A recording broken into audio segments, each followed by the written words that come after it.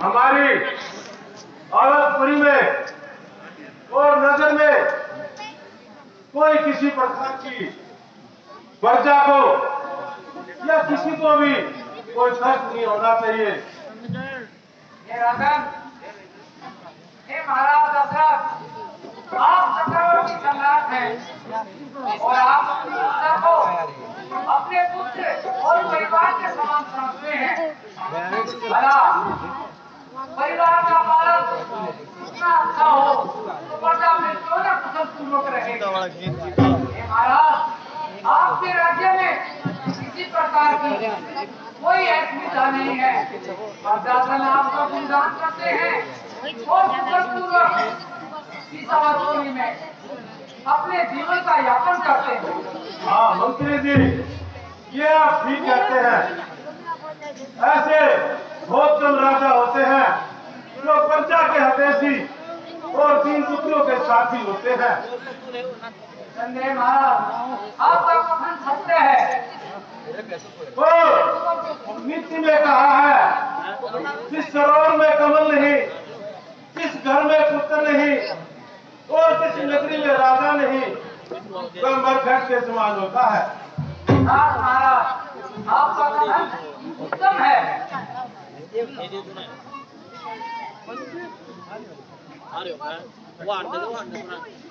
वैसे तो हम अपनी प्रजा का एक पुत्र के समान ही पालन करते हैं। फिर भी मंत्री गणों से और गुरुजनों से आज्ञा लेकर के हम ये सब कार्य करते हैं।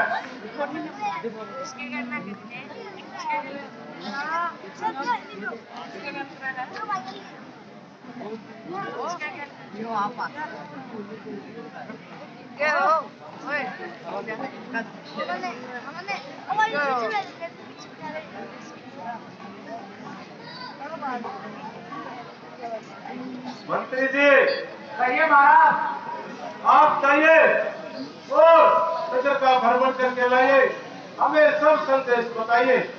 अभी जाता हूँ राजन, और पूरी नगरी का भ्रमण करके जो भी समाचार होता है वह मैं आपके दरबार में लेके आता हूँ।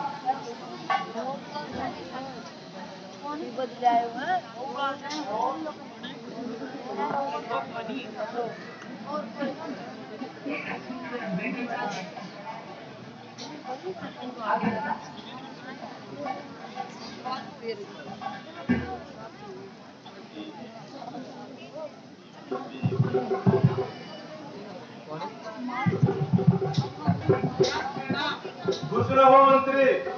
हे महाराज, कहिए।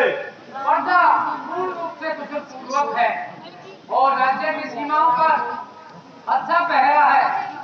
कोई शत्रु या राक्षस हमारे नगर में प्रवेश नहीं कर सकता। ठीक है मंत्री जी।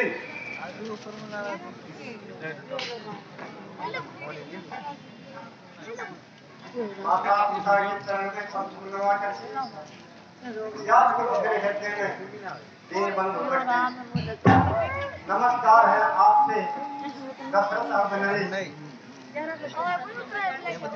शुभ घड़ी शुभ पल, शुभ घड़ी शुभ पल शुभ काल, श्रवण मम देव नगर आयो ये निहाल।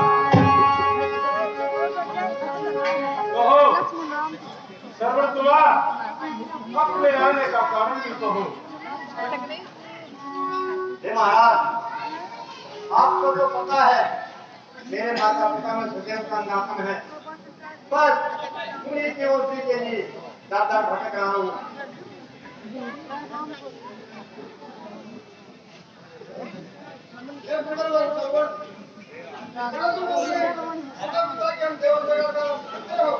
नहीं महाराज, जानता नहीं हूँ, किंतु जानने के अनुसार दावत में है। तो सुनो, हमारे माता पिता सदा जानते नहीं थे।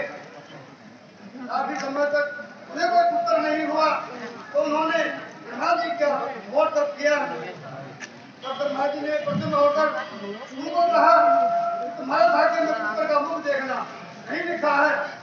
यदि तुम दोनों अंधे होना स्वीकार करो तो तुम्हें पुत्र की प्राप्ति हो सकती है।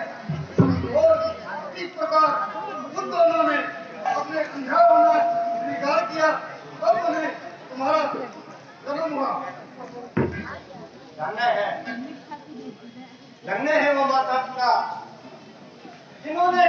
प्राप्ति के लिए हमने होना भी स्वीकार किया।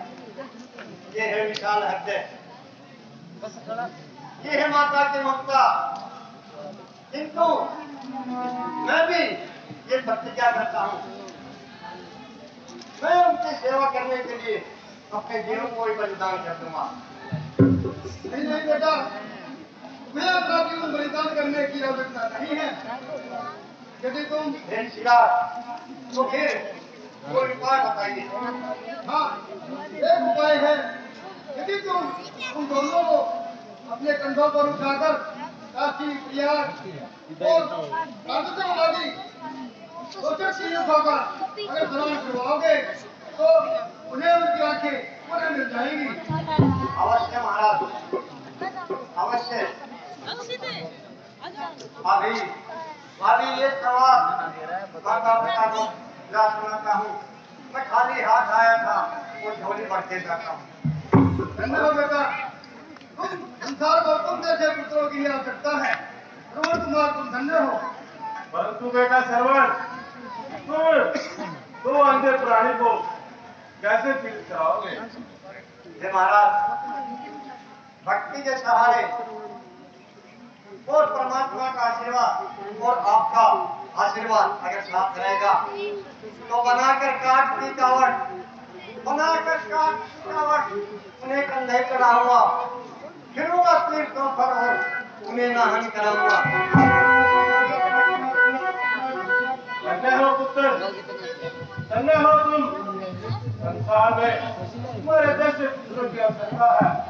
हे बेटा श्रवण, तुम्हें अगर कोई साधन की इच्छा हो तो मान सकते हो। नहीं महाराज, मुझे आपका आशीर्वाद चाहिए। ठीक है महाराज,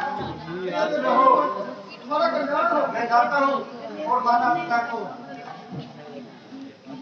तीर्थ यात्रा करा के लाता हूँ। खुश रहो। हे महाराज,